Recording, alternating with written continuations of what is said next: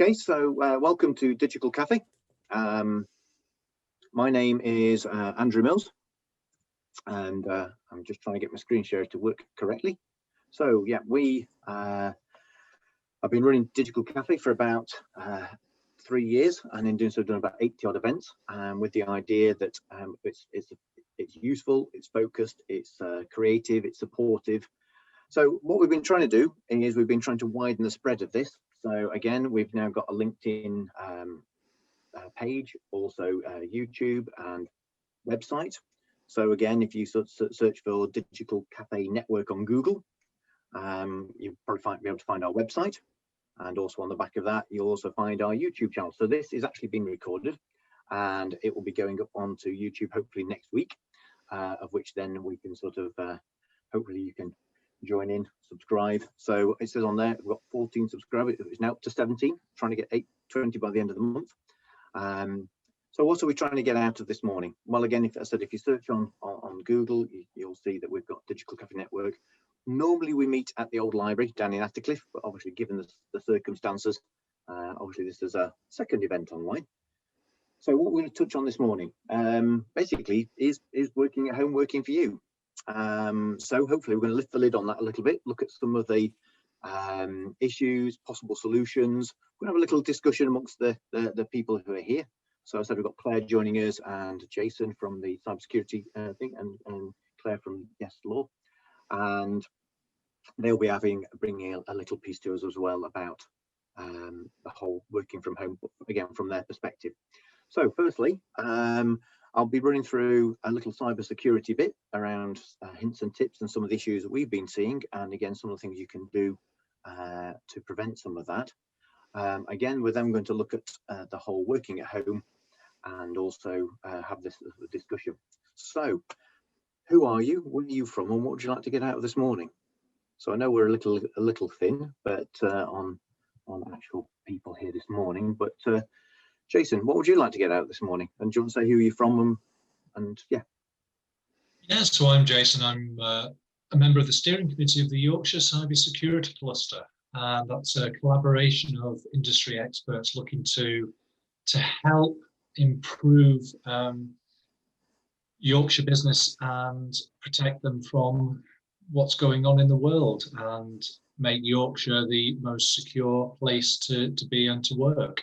What I'm looking to get out of it is to help connect and educate people on risks associated with working remotely, and also the threat posed by the COVID crisis, where people will always try and take advantage of our fear, uncertainty and doubt, and help make people aware of some of the risks out there, and just generally try to help people. Yeah, thank you. And Claire, yourself, again, I think you told us a little earlier, but sure. So my name's Claire Fowler. I work for a law firm called Yes Law. I'm a solicitor. I specialise in employment law.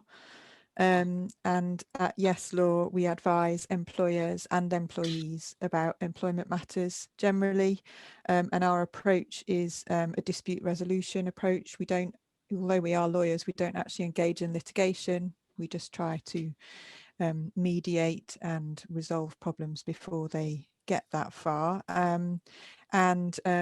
What I'd like to get out of today, well, firstly, it's always good to meet new people. So there's that, but also just to share some thoughts really about working from home, what the risks and benefits are, and you know, how employers and employees can work together on mitigating those risks and enjoying the benefits. Yeah, thank you, Claire. So yeah, so as I said, we're going to be breaking out into that a little bit later on. So firstly, the big picture. So again, I'm also a member, like Jason, at the Yorkshire Cybersecurity Cluster, and quite often it's very easy for people just to turn a blind eye to the real issues. So I'm just going to take a few minutes just to sort of explain the bigger picture of what some of the risks are and so on. So at the end of the day, what I've realised, and through my work through my business called Data Mills, is it's basically all about people. It's about people being duped. It's people being asked to do things that they wouldn't normally do, and in doing so, it means that we have seen an increase in the issues going on around certainly email, because people are in that more isolated environment. So again, you've got a lot of people who use webmail, free email accounts. Again, putting work stuff through those free email accounts is not always the wisest of moves. But again, we're starting to see that cybersecurity attacks generally start with a very questionable email. And again, people are starting to use all the Microsoft services. Obviously, they're pushing their Microsoft Teams, but people are also using Outlook and other services. And about 65% of business are actually using Microsoft 365 in some shape or other within their businesses, which therefore means that that's also one of the biggest scam emails are posed as Microsoft, because it's the easiest one to dupe people on. So again, what we're seeing is a sort of 81% increase in the brand phishing around Microsoft. So again, a lot of it's about impersonation. So it's about emails coming in from what appears to be a colleague. It might be from the boss. It might be asking you to do something that you wouldn't normally do. Follow a link, click on something, take some action that you wouldn't normally do. So again, there's also that sense of regret when that's happened. But in doing so, what can you do? Well, effectively, you can just pray for the best, that it's not going to happen to you. I've been in the business for 14 odd years, not had a problem yet. So therefore, why should it be a problem now? Well, the problem is that the world is changing. Obviously, the COVID thing is obviously a very good example of how the world's changing very, very rapidly. So how do you sort of spot some of these things? Well, in our particular business, we've got a constant phishing simulation running all the time. So which means that we will get emails that drop in that appear to come from something. Now, obviously, I'm working from home. I like a bit of music, so therefore I've got a Spotify account. And in doing so, I got a thing on there, an email that popped through, just to let you know your service might be degraded if you don't sort of update your details. So following that through, we have got it where it's set to go, sorry, you've just clicked on a link, and in doing so, you've just fallen for a phishing simulation. So what we then get would be, I'd get an email from the system to say, hey, look, go in, check your details, and I will be then asked to sort of watch a video, a quiz, something along those lines, get that right, and then effectively it tells me the reasons why it's important to spot those things and to deal with them.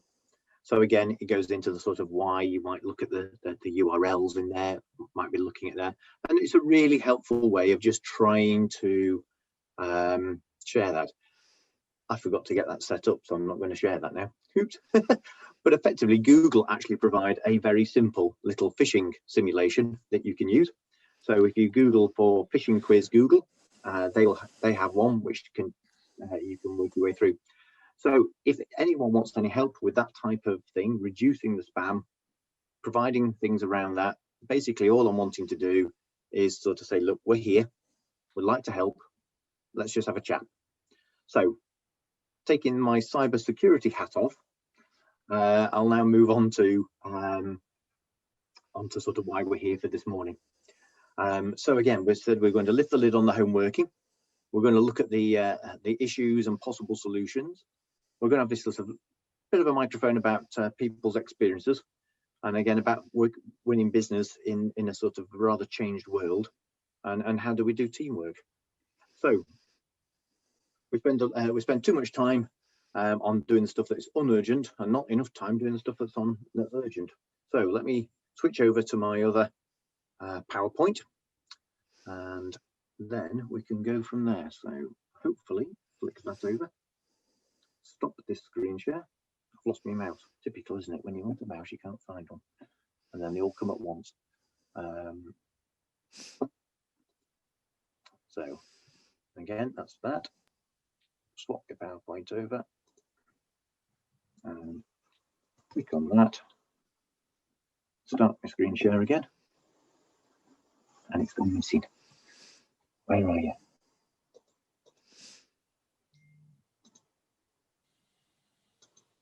This service will be resumed shortly. Please wait. Okay, so home working. Is that sharing? Do, do, do. We're not getting the right screen, are we? Let's try again. Please hold, viewers. Your service will be resumed shortly.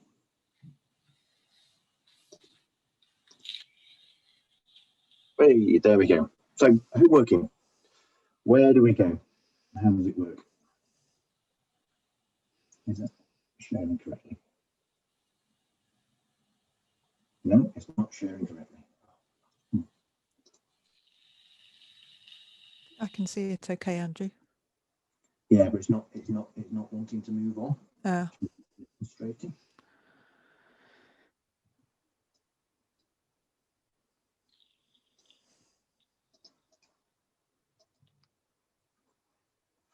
Typical. The best laid plans, eh?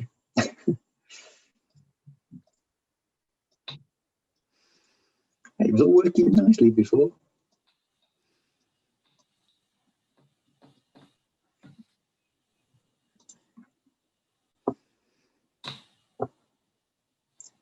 I'll move that back over there. This is what can come out in the edit. This is nothing like live TV, is there, or live live presentations. Is that doing it? No.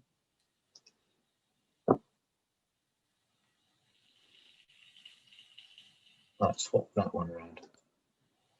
That is my magic. Doesn't work like this at the Yorkshire Cyber Security Cluster events, does it, Jason? I couldn't even get in yesterday. Just to let you know that I've rung round and a couple of people have been put on furlough, so they can't attend. There's one person who should be logging on any moment. Okay, I shall keep an eye out. And in the meantime, I shall try and share this PowerPoint. Come on. And other people are just snowed under, so it's just a bit unfortunate, really. Right, so try that. Okay, that's looking better. If I can now share the screen. It keeps hiding all the buttons, so it's really frustrating.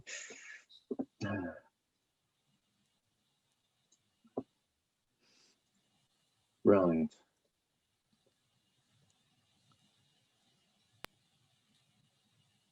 That's not quite the one I was after. So I'll press that. Way, we've got there, and hopefully it'll move on this time. Right, home working, lifting the lid. So these are some of the things that I was coming across and seeing that realistically working from home. Has anyone found that sort of time seems to expand? So instead of working from that nice 9 till 5, you suddenly find that because of wonderfully connected devices, that you're responding when you hear a ping, you hear an email, the voice phone might ring, whatever. And because of that, we're also seeing that it's easier to be a little bit more increased stress, because it's like, oh, I need to get out, I need to get this done, I need to work with it. So with that in mind, what we're also then seeing, he says, having just clicked away from the presentation, is again, it's easy to feel really alone. Now, Jason, you touched on that earlier with regards to you saying you've got something where you're in a virtual bubble with people. Is that how would you describe it? Describe it as virtual co-working. So we simulate working in a shared office by having an open Zoom meeting where people can work during the afternoon. We run it every day, and people are literally there if you want to connect with them and communicate with them, but they're also, you could obviously mute them and mute yourself when you're busy working or on a call, but there's always somebody there. And my personal position is I live and work alone in a flat, so not even got a garden. And so having people there when I want to engage with them continuously is really important and really helped my mental health. But it also helps productivity, because you kind of become accountable to these people, even though they work for different businesses, they work for themselves, most of them work, on their own business. You become engaged with them in a way that makes you accountable, and you feel like you have to be there. And makes you more productive. But it's the company more than anything, and people sharing problems like this between themselves and supporting each other, helping each other, and it's made a real difference to me. Cool. So as a sort of that sounds a really productive and useful way of dealing with the sort of isolation side of things. So again, some of the other things we've been sort of it's the confusion, your brain getting confused with I'm at home, I should be relaxing, I should be unwinding from work, but obviously in my case I'm working at home at the moment because I've got the office open where I've got two lads in 2 rooms just to reduce that risk. But in doing so, the bedroom is also my office. So on those grounds, it's difficult sometimes to get that distinction between what is a bedroom and what is an office. And if you're not careful, it's that feeling of you're going to bed, but are you there going to work? So again, which then leads into that disturbed sleep pattern, which then can lead into insomnia. So again, before obviously the whole COVID thing kicked in, there was this whole idea of this having these wonderful lifestyles where you could sort of travel around the world and work wherever you are, and in doing so you could sort of use this term teleworking.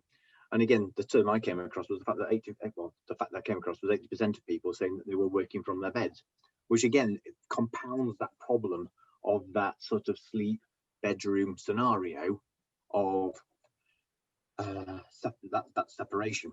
So again, obviously, if you are able and you've got the space, I mean, I think you're working around the kitchen table there, Jason. I think Claire, you're working very much from a little dedicated office from your background side of things. Yep. But again, not everyone have got the luxury of those scenarios. So again, sometimes it's the whole discussion. So when you're in the working environment, you've got this great ability to read people's reactions. You can see people's initial thoughts as they're processing that. But obviously, when you're in that outside of that office environment, it's very easy to be that isolated person, and you're not getting that feedback. I've got 2 friends who have started new jobs whilst in the COVID scenario. So they've started a new job working from home. So realistically, they're in the same space doing a different job. And one of their biggest things that they were feeding back to me was the fact that it's the lack of feedback, where obviously when you're in the office and you've got your colleagues to bounce off and someone sort of says, what do you think of this? Oh no, if you want to do it this way around, it works more efficiently. You don't get that instant response. So they've got a feeling of anxiety in some respects of the fact of, am I doing enough? They're looking for the approval, which they're not getting. So again, there's the in-jokes. So when you're in the office environment, obviously we've had our office open since about June, sort of mid-June time, and in doing so we've obviously socially distanced things and we've got all the other precautions in play. But in doing so, it is nice to have that laugh and a joke within the office. So with that in mind, it's very easy to be, when you're at home, to be a little bit distracted. So there are days when it's a sort of just struggling to get motivated. At the same time, it's sometimes you have a really good day because you stick your headphones in and you're in a world of your own. There's no disturbances and it's great.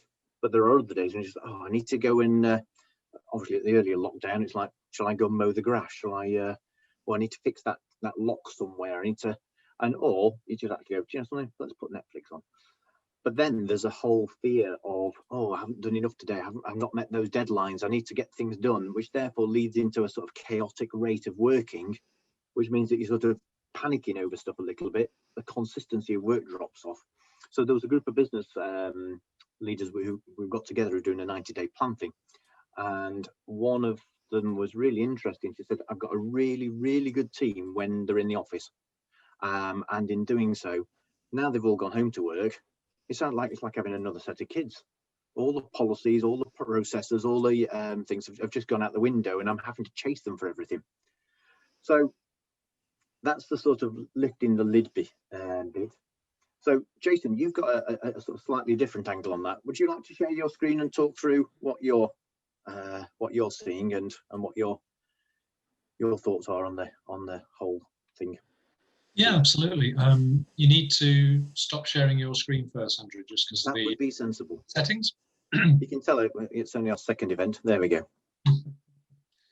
So, yeah, my name is Jason Newell. I represent the Yorkshire Cybersecurity Cluster. So obviously I look and focus on the elements of cyber risk and working under the different environment. And I focus on data protection and GDPR. And as we know, and I've used this slide for about 4 years now, since 2 years before GDPR was announced, this is a lot of people's attitude towards it. And it's not, in some cases, deliberate. It's just that they don't think it applies to them. But of course, it applies to absolutely everybody. Mm-hmm. So what's the problem? Well, about 2.5 years ago, GDPR was introduced to force people to start thinking about risk.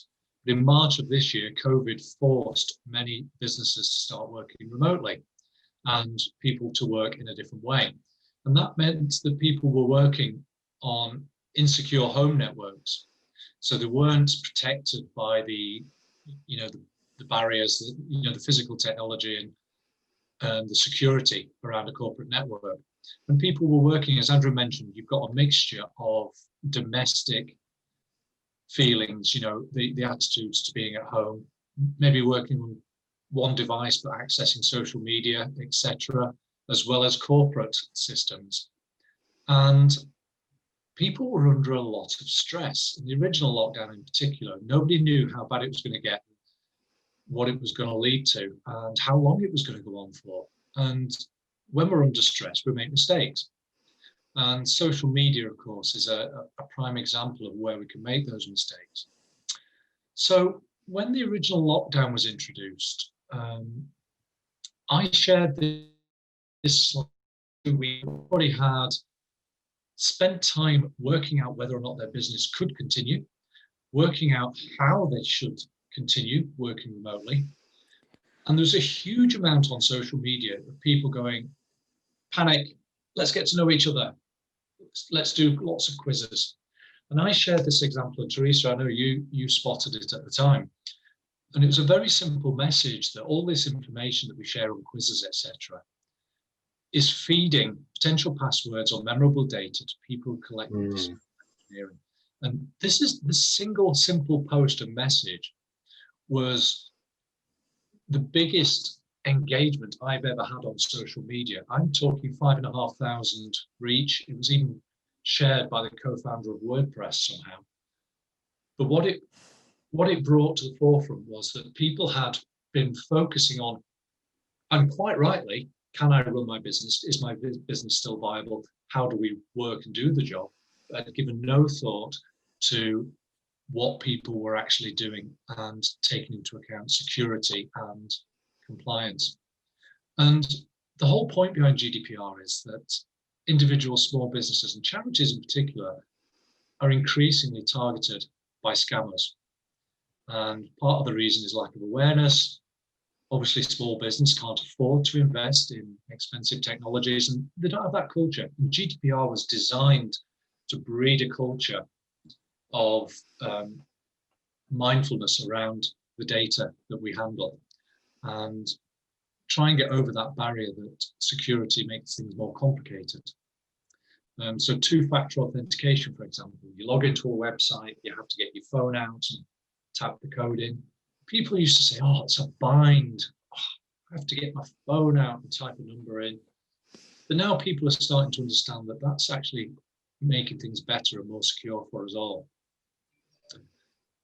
And one of the problems that we all have is that people who moved to working from home, working remotely, never addressed any of their policies and procedures and changed those in line with working remotely.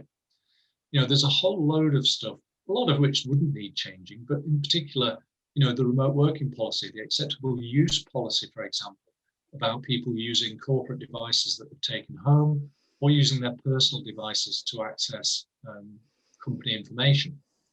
And a lot of people should really have a look at those policies and procedures and make their staff aware, not just of the policies and procedures, but why. It's far more important to understand why And if people get that communication and it's driven from the top, then they will be far more engaged with it and understand the reasons why we need to think about security and protection. Now, I always have a massive issue with the word cyber attacks. And this is why a lot of people are burying their head in the sand, because if you look at famous movies addressing cyber attacks, War Games, 1984, The Net, and Die Hard. So the first one was an attack on government. The second one was a personal attack. And the third one was an attack on the core infrastructure, all the services, the public amenities. But it's always a targeted attack. And because it's targeted, people think, well, nobody's going to attack me. I'm a small business based in Yorkshire. But for me, the best analogy I can give is, yes, your bank robber is going to plan a big job. If we get away with it, people are going to come looking for them. But we are suffering much more from the pickpockets. Oliver Twist was a pickpocket. Fagin sent out all his minions, got a pickpocket or two. What happens if you get your pocket picked? You learn a lesson, you tighten up your own security and awareness. They're not going to get caught. And if they do get caught, there's no risk to Fagin. And the people that are sending out all these bits of malicious software and emails, as Andrew said, 91% of attacks start with malicious email. That's what it is. They're just looking to pick a pocket or two, and they're not targeting you directly. They are just looking for vulnerabilities, for opportunities to, pick up a bit here and there. And what they're trying to deliver through these random attacks is, the majority of it's ransomware and Trojans. It's getting some software onto your system to steal your information, to steal your money, to steal your credentials, to get access to your system or control of your systems. And the way they do this, again, Andrew touched on earlier, simulated emails, phishing. They'll pretend to be Amazon. They'll pretend to be a Halifax bank. Here's an example. And this one just proves what a game it is to these people. They've tried to get you to click on a link. Then they followed it up with well, you can read the comments. They're treating it as a joke. It's so easy for them. And it's a game. One of the biggest problems for business is spoofing emails. So if you don't have the right technology in place, it's possible to send an email on behalf of a member of your organization. And the most common one is, please pay an invoice, please pay this into an account. And it looks like it's come from the person within your organization, but it's been spoofed. There is technology available, which is free, and Andrew will be able to help everybody with this, called DMARC within an organization, to identify those and verify that they are legitimate. But if in doubt, pick up the phone and ask. If you're asked to do something that you think is slightly unusual, it's not the norm, pick up the phone and ask, is this legitimate? And then we come on to coronavirus scams. Obviously, any situation where there's fear, uncertainty, and doubt, the scammers will pick up on that. And there are so many of these. I could have listed hundreds of these. Popular one, TV licensing, emails from the World Health Organization, from the government, access your funds. We all need funds. We wouldn't be tempted to click on that. It looks absolutely like a government email. We all have legitimate ones. The format is exactly the same. But what's the problem? Well, the problem is in the chair, not in the computer. People like Andrew can provide the secure systems, can provide secure platforms, hardware and software, all taken care of. But if you're not educating the wetware, that's where your problem is. You can put everything in place, but if people aren't educated and aware and constantly being vigilant, your wetware is what causes your problem. And here's just an example. How easy is it in your Outlook to send an email to Andrew and send it to the wrong Andrew because your cache automatically fills it? Well, depending on what you're sending, that could be really critical to your business. You could really damage your reputation if you send data to somebody who you didn't intend to. And whilst a quick apology is, sorry, I didn't mean to send it to you, there are actual legal implications around this, which leads to, really, really damaging action against you, your company, and your brand.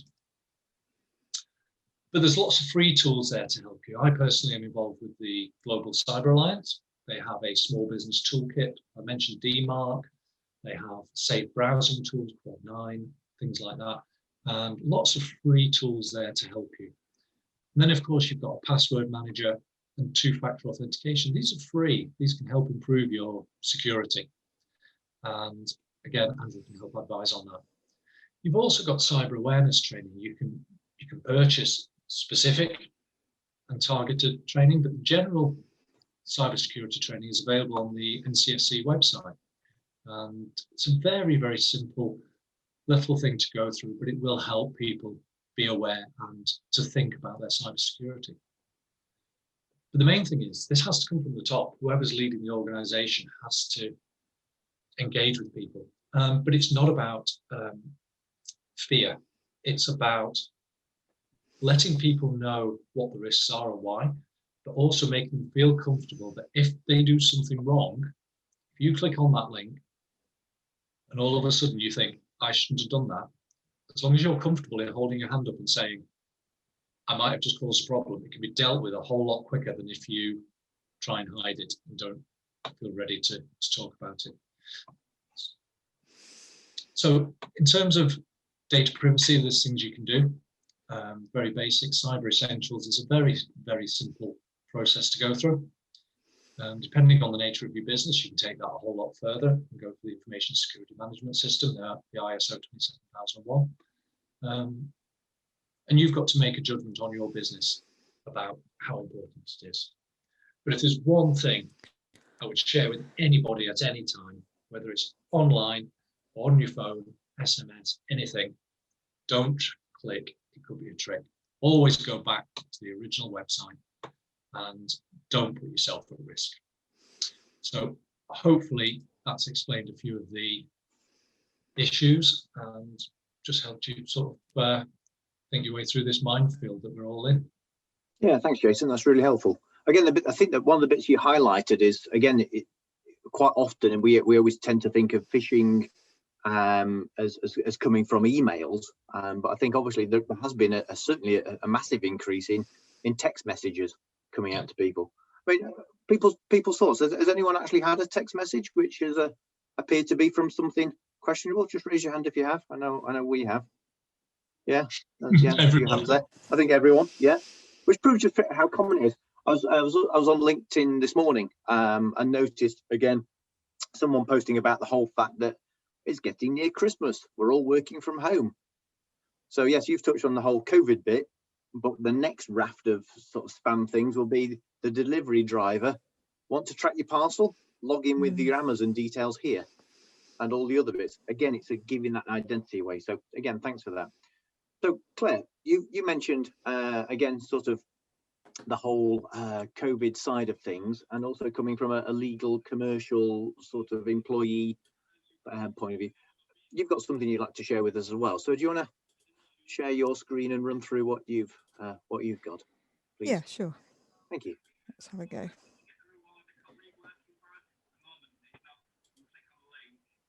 So again, welcome to everyone who's joined us. I think we've got Steve and I can see Lindsay. I can see Red Route Travel. So I'll just say hello. Can you see that okay? Yep. Okay, great. So, no, is it showing everyone? No, I can still see. Not yet. Hang on. Let's just try and work this out. Oh, no, not yet. Hang on. Where have you gone?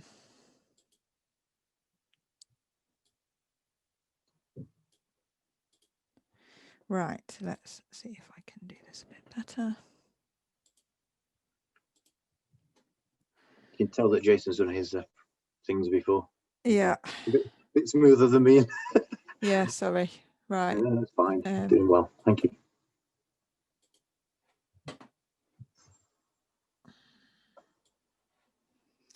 Get there eventually.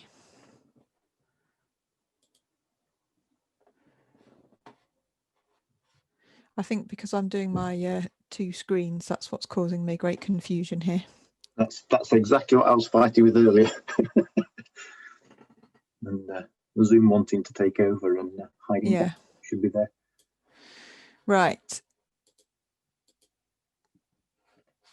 Let's see if I can get it on this screen.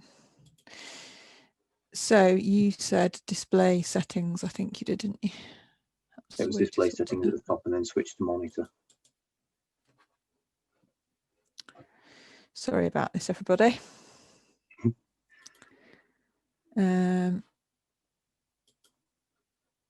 So after this, we will go into a time of discussion of basically what's your experiences and especially certainly around collaboration and things. I've got a little silly video that I might show beforehand that just sort of sets the scene a little bit. Okay, let's just try and stop and start it again.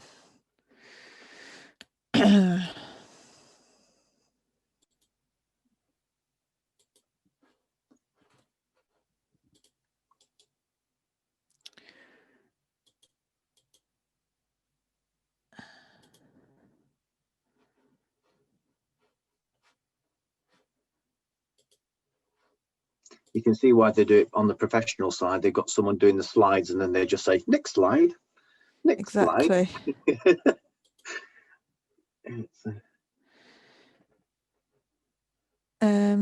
Is that any better? Can you? We can see you at the moment, Claire. You can still see me. Oh, sorry about that. Right. Oh, sharing the screen. We can see them. It's very hard to tell what you can see and what you can't, but you can still see me, not a slide. No, I can see this. We can see the PowerPoint program itself. Okay, but not as a slide. Right. Okay.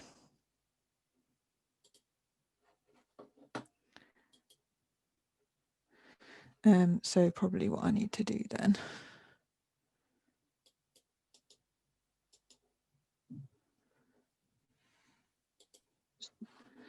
is swap around again. We did this absolutely fine earlier, didn't we? And we did. We had worked, a no nice problem. little test run and it all worked beautifully from Jason's point of view. And of course.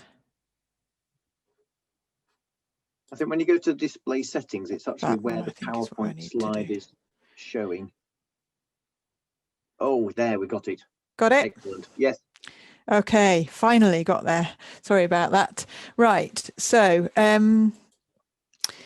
there's a bit of crossover really between what the others have talked about and what I wanted to speak about. But I guess from a legal perspective, some of the issues here are about who has responsibility for what, and if things do go wrong, you know, what happens about that. So firstly, I was going to have a quick look at security of equipment and data, which Jason has been speaking about as well.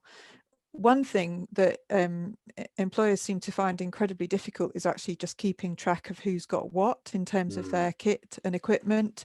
And it's really important, you know, just from a sort of protection of your business point of view, that you do have some kind of record of what you've given out to whom, so that you can get it back, and also so that you can ensure that it's properly looked after, it's kept up to date, and so on. So from a practical perspective, that's important. It's also important to check whether your kit's going to be insured, whether your own insurance will cover that if it's with someone else in their home, or whether they need to check their own home insurance to make sure that they're covered for working at home. But also if there, you know, if there is a problem and some of your equipment is taken, you know, that there is going to be cover for that.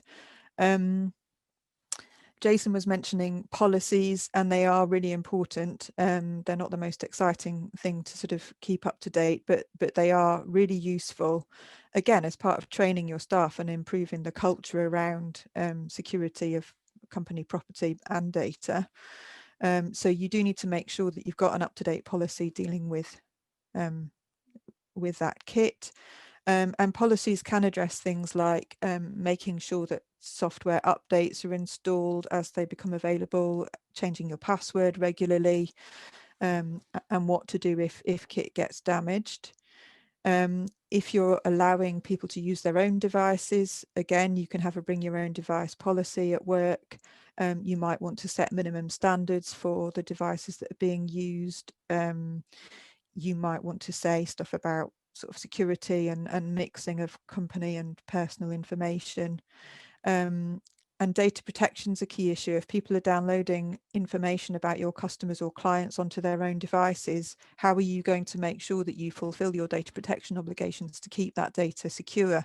How are you going to make sure it's removed? So there are a lot of issues there.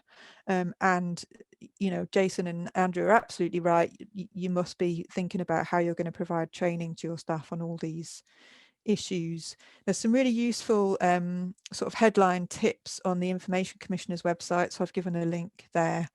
But those are the sort of key issues from a legal perspective. And although it is really important to encourage a culture where people feel that they can let you know as soon as possible if there is a problem, obviously if you've provided all this information and training and things still go wrong, you know, then there is a potential disciplinary issue there which you would need to manage. So you're going to be in a much better position to do that if you've provided, you know, the right equipment in the first place. Then a quick look at people working at home. Obviously some of the issues are around employers, you know, feeling a bit unsure about what people are actually getting up to, whether people are working and how they can monitor that. And it is completely legitimate still to monitor people's performance at home. In terms of actual sort of monitoring per se, there are some privacy issues there.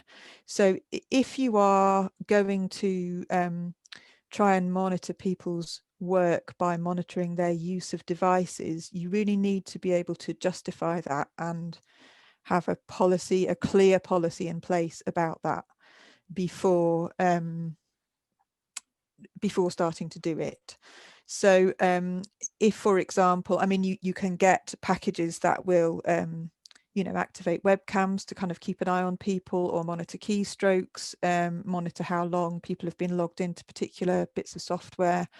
Those are always, I mean, they're massively intrusive. So if you are thinking about using that sort of monitoring, you really need to be able to justify why it's necessary, especially if you're proposing to do it on devices that you also allow people to use for personal use. So I would be quite cautious about that. In terms of actual sort of performance management, obviously it may be the case that there will be changes in performance levels from people working at home, simply because it's harder or it takes longer for them to do things that might be a bit easier in the office. But again, you know, a key thing always is having clear expectations and making sure people know what your expectations are and how you're going to sort of monitor and measure those, and engage with people about what's working, what's not working, what they're finding is taking longer, making allowances for those things potentially. And the other thing, which is always the case really in performance management, is not to leave things to fester. If you're worried about someone's performance and you see it dropping off or dipping and you're not sure why, you need to speak to them about it. You know, you don't need to leave that until a sort of quarterly review or an annual appraisal. You need to be in contact with them all the time to find out whether it's you know, what's going on. Basically, is it the equipment, is it the kit, is it they're having difficulty getting in touch with clients, what's happening and what's causing those problems. A really key thing which again, Andrew sort of mentioned in his introduction, is around health and safety. Now, as an employer, you still have a duty to keep your employees safe wherever they're working, whether that's at home or in the office. So if you are sending people home to work, do they have the right equipment? Do they have a safe place to work? I was speaking to Andrew the other day, and he mentioned about colleagues, people working in the NHS, kind of having desks delivered to their houses, but not actually having anywhere to put them. So not much help really.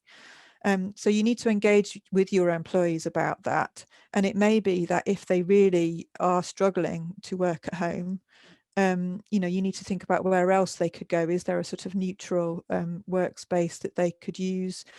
Would it be safe to have some people in the office, that kind of thing? Again, HSE have a useful checklist that you can use, and they also have a self-assessment, sort of desk assessment link, which I've used there. So you can ask people to check their own sort of setup if they have got a desk set up at home. Lots of things as an employee you might want to consider as well around sort of mental health and well-being.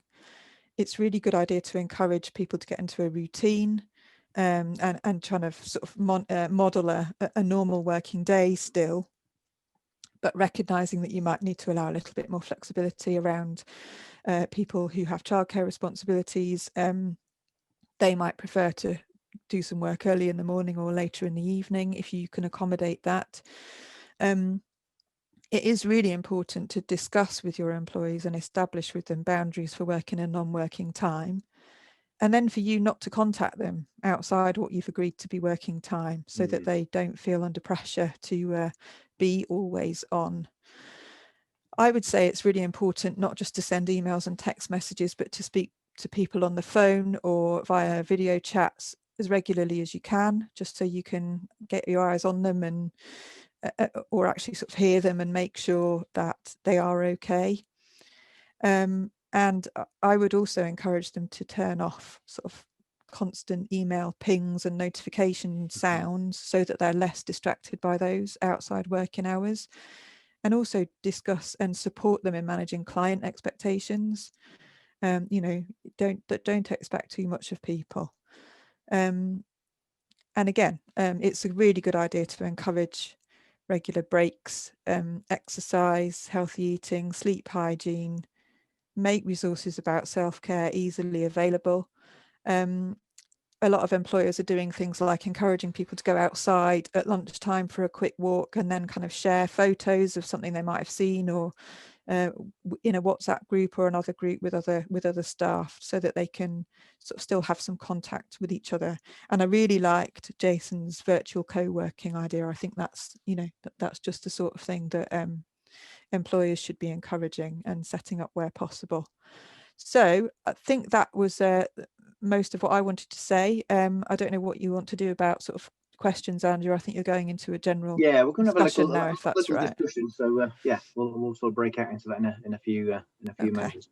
So so again, got a little discussion. Then we're going to sort of touch on sort of the whole sales issue, trying to get leads and stuff whilst you're working from home, and then also we'll look at sort of possible solutions, which sort of it's only a helicopter view, so very much it's not any particular one thing, but certainly just really wanting to get the point across that if you've got issues around the HR employment side, then talk to Claire, Jason, obviously around the security side, we can have discussions around that, and then anything on the sort of tech side, then just pick up the phone and let's talk.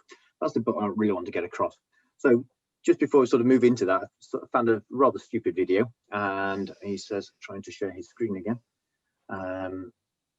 This one was just gives us a bit of a flavour of the problems of sort of working at home. It's based on a Bon Jovi sort of parody thing, so hopefully you can see that. And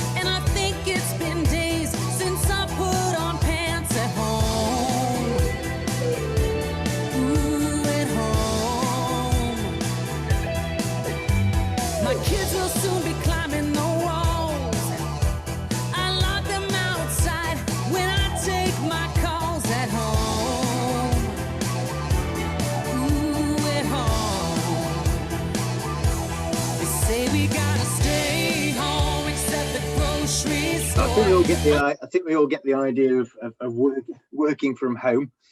So in some respects, I want to make it a bit of an over to you type of thing. So obviously we've got Lindsay there, and I think it might be Paula from Redroot, Jason and Claire. I suppose the big thing, if I just stop my screen share and bring up my gallery view, I can see everybody and everybody. So if you want to sort of unmute yourselves, if you want to join in. So realistically, what has been people's experiences? Obviously, what's your experience? How's it been for you? Because obviously, part of it partly getting into a routine, trying to find that spot. Again, the temptations of things you shouldn't be doing. Knowing what we should be doing. So, Claire, how have you found it? Because obviously you've been working for a big company before, and now you're working at home. Yeah. What's it been for you?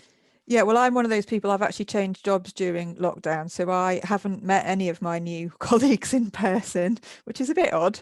But because it's quite a small organisation, it's not been too bad.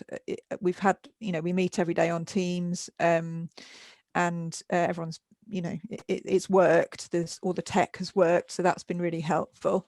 I think my biggest issue working at home is distraction. I'm a mum. There are always constantly loads of things I could be doing around the house. There's always washing to do, that sort of thing. So I think it is really important to be disciplined about what's working time and what isn't. And it's a matter of kind of training other people in your household as well. Obviously my kids have been used to me being in the office until sort of 6:30 in the evening and not showing my face until then. Now I'm at home, it took a little while for them to get used to the idea that actually I wasn't completely available. I was still working, and therefore I couldn't cater to their every whim. So I guess it's that kind of thing. And also it is really important to try and leave your desk or leave your workplace at some point during the day. Go and do something else for a bit, preferably go outside if you possibly can. But even if you just make something nice for your lunch, and then try to find someone that you can just chat to about that or something else for a few minutes to break up the day and make sure that you don't spend it all on your own. I think that's really important. Yeah. Anybody else like to share their experience? Lindsay, do you want to chip in? Hello. I brought everything back home at the beginning of January. So I just didn't expect everybody else to be studying in the workplace, which was really difficult then, trying to juggle teaching the children, working, getting my orders out. I had a couple of weeks off because the post was so bad that I had a distribution problem. And then it was like going back to a new job. It was new customers, new clientele. My business is heavily reliant on parties and weddings. So the readjustment, was really difficult. And putting your mind in a different mindset it became like a monotonous day, because it feels like it never ends. And certainly when it all becomes online and people want to communicate late at night and they want an answer because they're sat at home and they're bored. So there's never that cut-off point, and you think, right, turn it off, don't look. I'll pick it up in the morning, but you're bored too, so you have that temptation all the time to be working.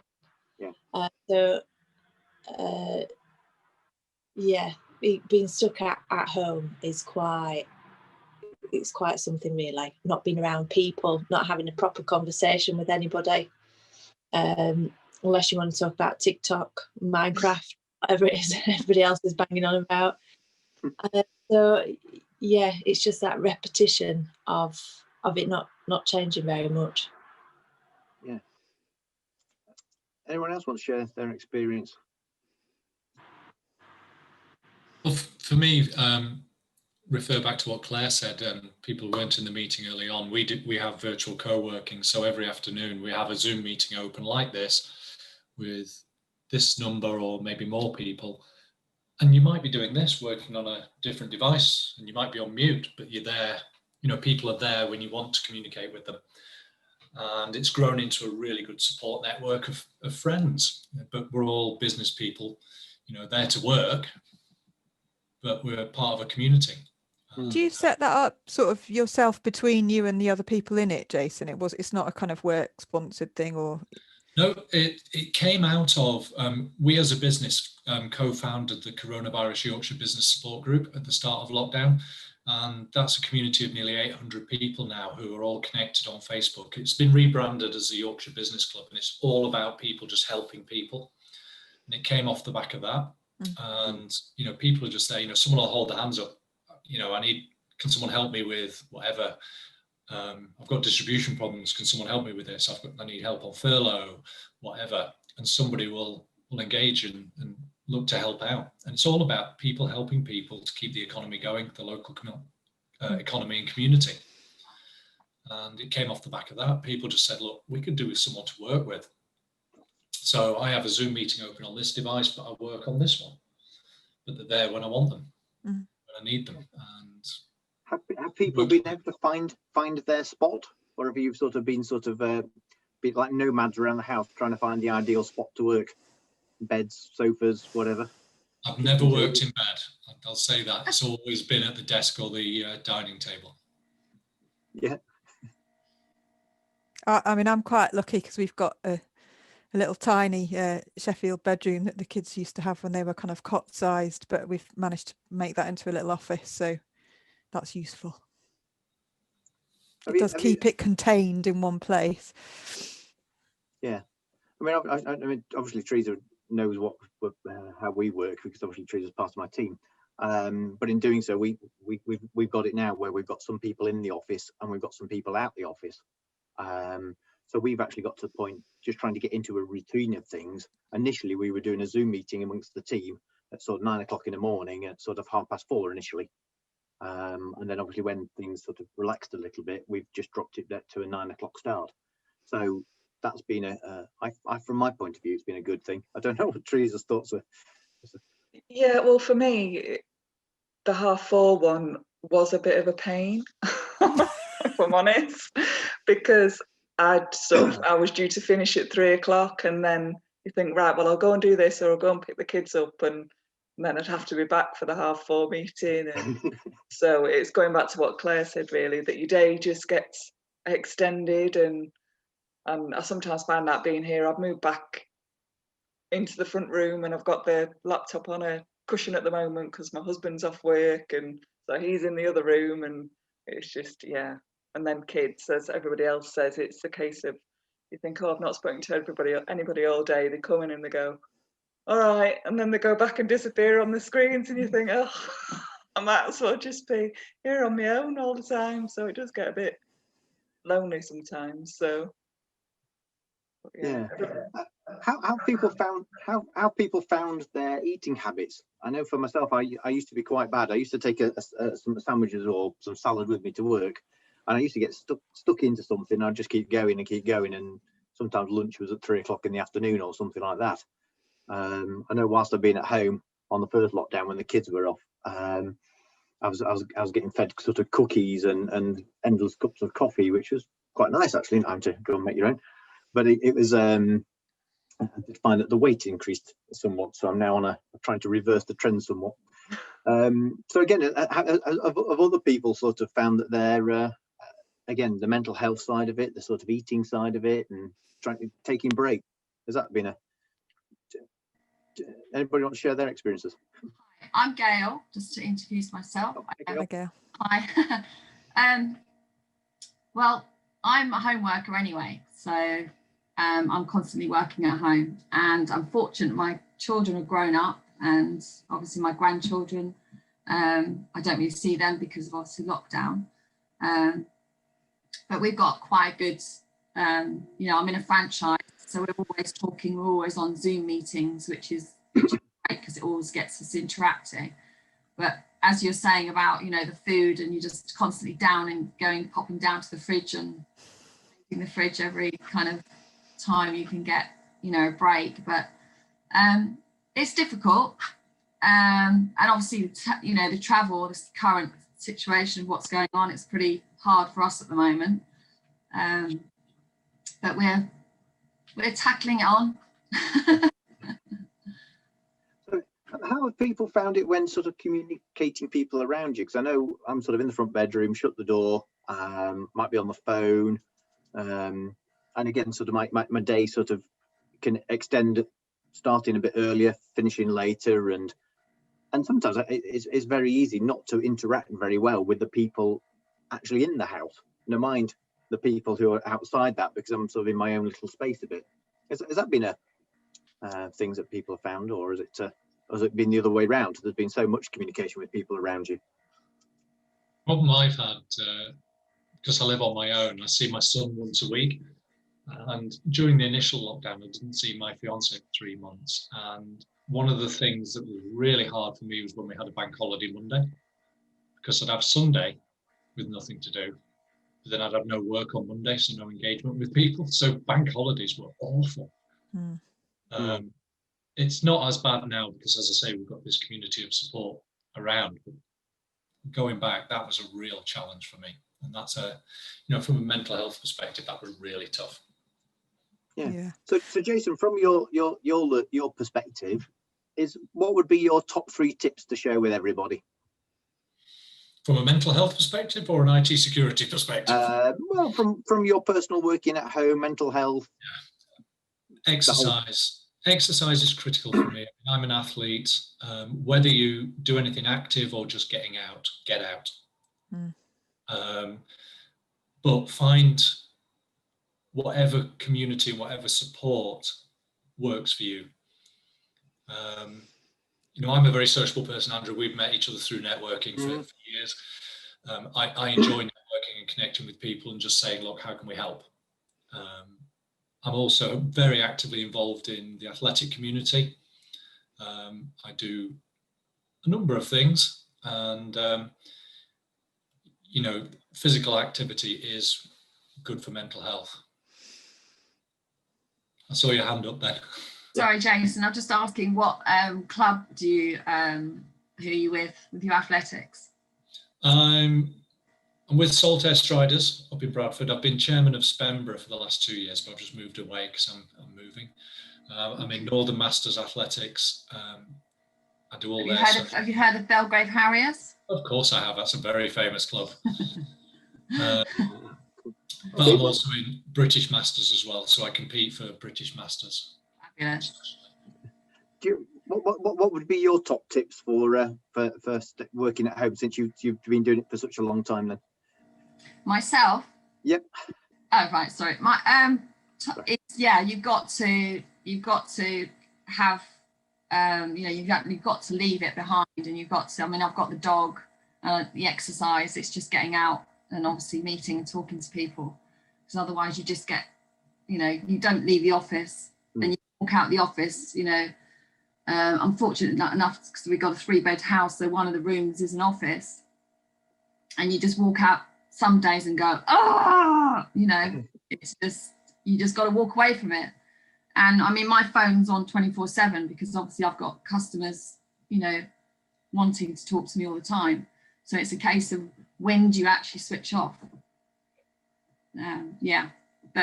Doing stuff and getting out, even if it's just walking the dog, it's doing something. Yeah. So Lindsay, have you found anything that's been helpful that you would like to be worth sharing? Just to go out walking, to make a point during the week where you've arranged to get dressed and go out. We've walked miles during this lockdown, just to clear your mind, give yourself that. These 4 walls can really play on your mind when you can't escape them, and you can't go and interact with other people. I can't just think, right, I'll go and have a cup of tea with my mum, because that's not been there. And also that we've been separated as a family. My eldest had gone off to university, and then he came back home and had to stay with my mum and dad. So not being able to go and see him has been, well, other than through a glass, from for the biggest percentage of the lockdown. So yeah, that's been awkward, but you just have to make different arrangements and go about things differently to what you would be normally, and that has to become the new normal, and that gets, you know, it was a better feeling when you look at things differently. Yeah. So Claire, have you got any top tips or trees or even? I mean, I'm definitely down with the try and get outside every day if you can. You know, I think that's it does wonders just to get the blood flowing and the, as you say, the mind clear, and it's good for you. I appreciate it must be incredibly difficult when you're running your own business, but I mean, if you can try and structure your day so that it's working time and non-working time, you know, that's, I think, well, I mean, I would struggle if I wasn't doing that, because I know I wouldn't, it would affect my sleep and that sort of thing. So I think yeah, that's quite important. And try and do something like nice for yourself every now and then, whether that's, I did a one of my friends does temple spa, sort of demonstrations and things. She sells the products, but she'd kind of arranged, she sort of dropped off little tiny pots of everything, and we did a Zoom meeting where we still did like what you'd normally do at something like that, but you know, she encouraged us to have a sort of candle. I mean, it's not work obviously, but it's important to do something nice for yourself outside work to just keep yourself going, I think, really. So something like that, or making yourself some nice food. Yeah, really important, I think. Self-care. Yeah, thank you. Teresa, have you found anything helpful? Well, I'm a bit like well, I advocate what Jason said really about exercise. I mean, before lockdown, you know, I went to the gym maybe twice a week and that type of thing, like most people do. But since lockdown, especially when everything was locked down, I mean, obviously we were still working, but everybody in my house was here. I've started doing, you know, keep fit videos online and stuff, and I've still managed to keep that up now, even though this morning I really couldn't be bothered and didn't want to do it, but I do feel better once I've done it and I've seen the benefits. And so and I think that's kept me sane. I think if I just woke up and just lounged about for an hour and then started work, I think I'd probably be quite depressed by now, but that's sort of helped with my mental health and yeah, and kept me sane really. So, and helped me lose weight, which is always a bonus. Cool, thank you. Yeah, so I think obviously what we're hearing is obviously routine, eating well, taking breaks, scheduling your day, and I suppose it's things I've been trying to do as well is also to control how much media I've been taking in, because obviously it's full of so much negative stuff constantly pounding at you that just sort of compounds the negative mood that you might swing into. So I've been listening to a little podcast. It's called Newscast. It's done on the BBC Sounds app, and it's literally 15 minutes. It covers the headlines, then covers the weather, then it'll cover the newspapers, cover the sport, cover business news. Job done, 15 minutes. No news comment. It's just concentrated news, and it does all right, that. Good So idea. yeah. Okay, doke. If there's anything else, anyone got any questions they'd like to just bounce around a little bit? If not, well, then we'll move on to the sort of how do you find business, and how do you sort of restructure business, given where we're at. The only thing I wanted to sort of say, since we've all please. touched on sort of mental health issues, I've become engaged with a local charity in Yorkshire called Unmasked Mental Health, who are really good. You know, if anyone wants sort of either help, support, or to offer help and support, they're a good local charity to support. Okay, Unmasked Mental Health. Cool. Okay, doke. Well, that's unless anyone else got any questions or want to bounce anything around, then if not, I'll share my screen. Da, da, da, da. And that one. Move that to there. Typical. I've unshared it when I wanted to share it. Try again, Andrew. slide. Go to my Zoom.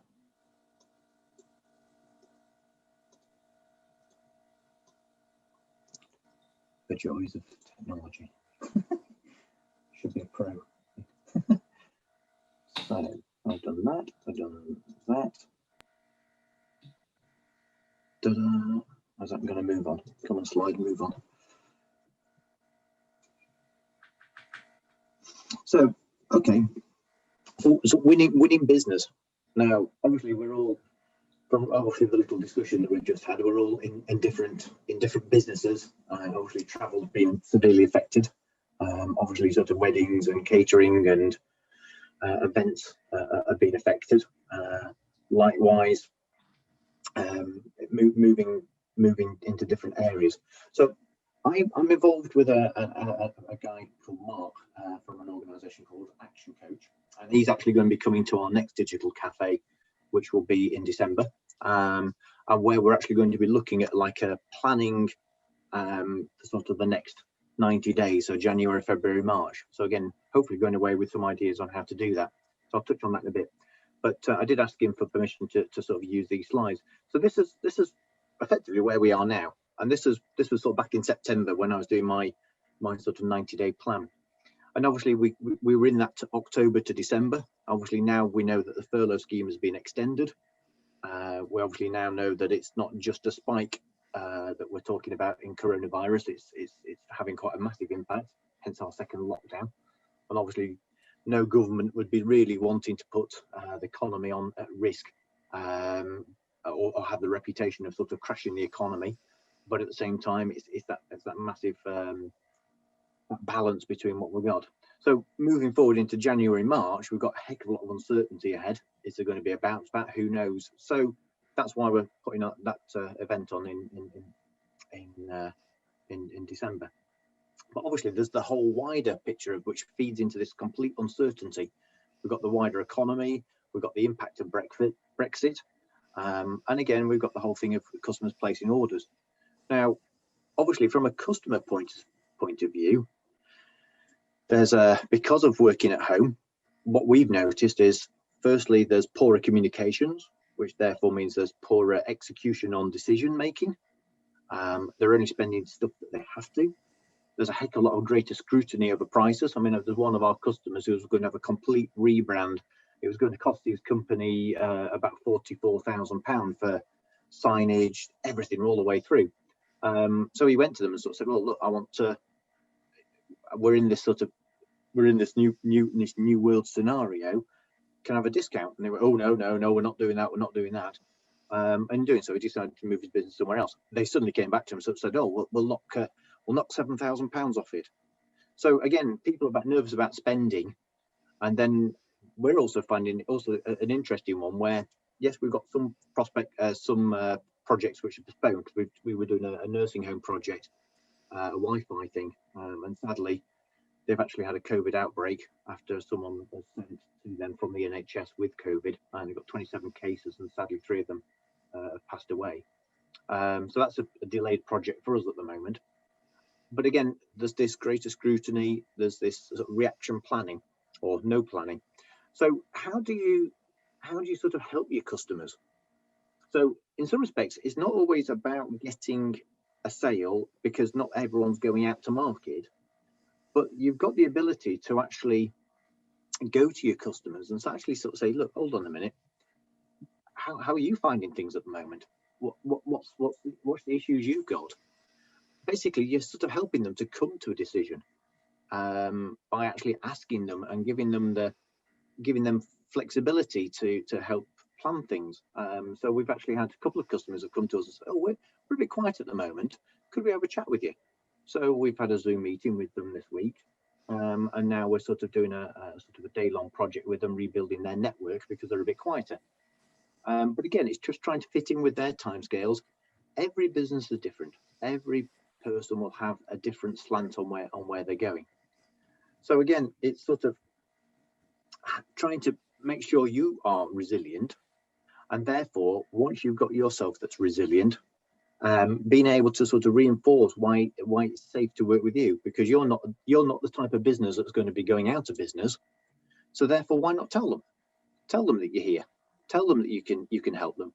Communicate that in a more thing. Yeah, and maybe that people are looking for a bit of an offer. I mean, I did an email system for a company right back in May, and I sort of quoted it all out, and they sort of said, "Oh, hold on a minute, that's a little bit high for where we are." And I reflected on that. I thought, "Oh, right, yeah, change the pricing model." Looked at the ways of doing it, and in doing so, we've now done about 4 or 5 projects of the same type, but because I've reduced the pricing on there to again just make it easier for them to buy. So again,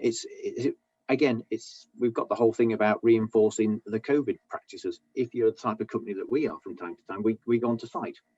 As we go onto site, again, it's giving the customers confidence about what we're doing. So that slide is deciding to move on now. That's helpful. Try again, Andrew. So I think 3 things to focus on. Realistically, the plan and your team. So it's getting back onto the sales and marketing and not doing the quizzes and all the other social networking things. But again, being able to ask those questions that you probably wouldn't be able to ask previously. And again, look at effective margins and protecting that. So not just giving things away just to get business. Knowing the early warning signs. So I mean, again, if you are a numbers type of person or a numbers type of business, you can probably see when things are dropping off, and then you know when to kick in your sort of your plan B. And then from a customer point of view, again, what can you do to help them? Help them to understand their position, and then also make it easier for them to say yes. So again, what are the barriers that they are coming across, and how can you help them? How can you help them overcome their barriers? I suppose everything to do with sales and marketing is all about them. It's always about trying to help your client. It's not about yourself, even though it's out of that relationship comes your sales. And then obviously at the end of the day, the whole cash flow is king.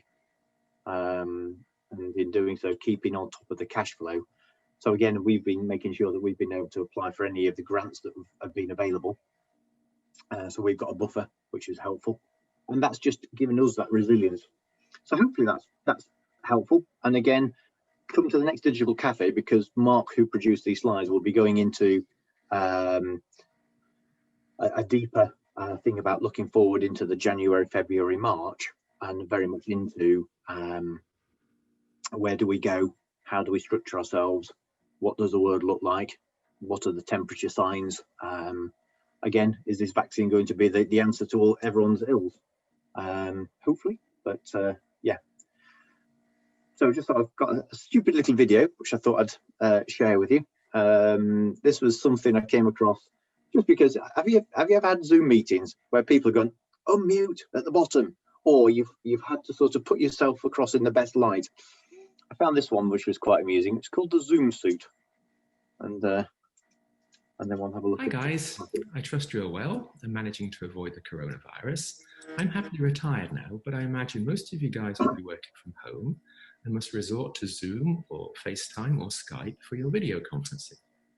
Well, that's all well and good, but even though you're working from home, it is essential to retain some standards of sartorial elegance. And with that in mind, I've invented the Zoom suit. With a little practice, in less than 10 seconds, you'll be able to jump off the sofa, put down your beer, turn off the TV, and jump into the Zoom suit for those all-important meetings. There we go. Oops, almost forgot the hat.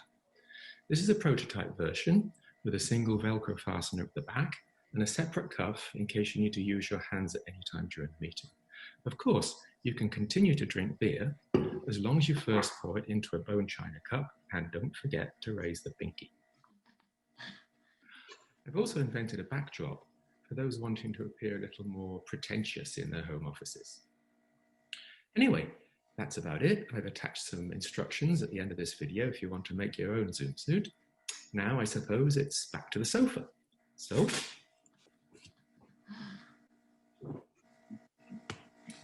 cheers. And stay safe. Yeah, a little bit silly, but you get the idea. That's good. Excellent. So yeah, so as you see, again, it's about, oops, very much about changing your business model sometimes to fit the situation. So obviously, I don't know how you go about with weddings and events. I don't know how you go about travel. But again, I'm sure there's people you can sort of bounce off with. Obviously, it's planning ahead. And I think we've been looking at sort of Airbnb with the idea of just having something to look forward to, even if we have to kick it down the road a little bit. Because we went at half term, we were planning to go to North Wales, to Anglesey, to an Airbnb. Obviously, that fell through because we couldn't go to Wales. Then we thought we'll book something in down the Sherwood Forest area, but again, we had tier 3 lockdown, so that didn't happen. So we're back at home. Well, those bookings, we've now moved down the track. So next year, we're going off to an Airbnb over in Wales, and we're off to one down in Sherwood Forest a bit earlier in February, if all goes to plan. And that's it. It's about having those flexible plans. Again, just moving now then onto sort of possible solutions. So one of the things that we've obviously been finding is people trying to communicate with each other. And quite often it's very easy to sort of end up with so many applications left, right and centre trying to do the document collaboration. So it might be a file sharing platform. It may be that the fact that you're having to trying to do some project management with the tasks and events. It may be that trying to have the Zoom calls over here. So in doing so, if you could bring some of those things together, and obviously Microsoft has been pushing their own platform, but as you can see, there is a heck of a lot of choice out there. That's only a few of them. And if you're starting from scratch and you're not working for somebody who's sort of saying, just use this, where do you start? It can be sort of a mind-blowing exercise. So this is something I produced some time ago, which was, I was call it the elements of collaboration. So as you can see under the methods, it may be that number 2. So this is like the periodic table, and obviously further down the table you go, the more complex or the higher the number, the more complex the thing. So if you were looking at it, obviously you've got a group of people, so that's your team. And then how do you organize that team? Are they project based? Have you got project management? Do you have an information ambassador in your company? Is it just the fact that you've just got a simple wiki that you use? Is there a particular promoter for the particular platform that you're using? Again, the yellow stuff in the middle is obviously the tools that we use every day to some degree. So it might be Word, Excel, PowerPoint, maybe Outlook, Visio for diagrams. Then you've got the collaborative software, which is obviously the email, the content management stuff, the voice over IP telephone system. So again, thinking it through, when I first went into lockdown, I had a telephone that was downstairs in the kitchen and I was working upstairs. Every time it rang, it was like up and down the stairs. But we've changed our phone system, so I can now put a pair of headphones in, and our telephone now is my laptop. So I can actually dial out from that as well as thing, which gives us that greater flexibility. And then likewise, you've got the methods. So are you using whiteboards? Are you using mind mapping things? So again, it's about bringing some of those things together. So there are tools out there which do bring some of that together. Some of them you may have heard of, Asana, it might be Slack for communications, Trello for project management, sort of Basecamp, again, for that type of thing. So you've got Evernote, and you've got Microsoft Teams, which sort of bring all of these things together. But again, it's about getting connected. And again, Microsoft is obviously trying to utilize their big platform as a way of communicating and bringing things together under that. So again, we've been helping companies to roll out Teams amongst their employees, or just working inter-organization from that point of view. We've got a system that we work with, which is called SamePage. And again, we can create little teams. It's got VoIP in it, it's got file share, it's got project management. So I suppose realistically, what I'm trying to highlight is Jason, Claire, myself, we're all here to help. And in doing so, if we can help in any way, it's just pick up the phone and let's have a chat. So the biggest thing out of all of this, he says, trying to switch his camera back. If I stop sharing, would be good. Is realistically, it's about people, and all the way through. People from just being with them. It's people with regards to just being able to bounce off each other. It's people And in doing so, I'm very appreciative for everyone who's turned up this morning and heard us hopefully bring some useful and helpful information together. So I suppose in some respects I'm sort of winding up at this point and saying thank you to Claire, thank you to Jason. Welcome. Yeah, so there we go, and thank you for coming to another Data Mills Digital Cafe.